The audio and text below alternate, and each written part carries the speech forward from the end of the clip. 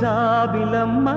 ఆగవమ్మ ఆలకించవ మదిలో మాట రేగిపోయే మూగ ప్రేమ విన్నవించే ఎదకోట అమావాస్యకే బలై మన కథ ఎటెడుతున్నదో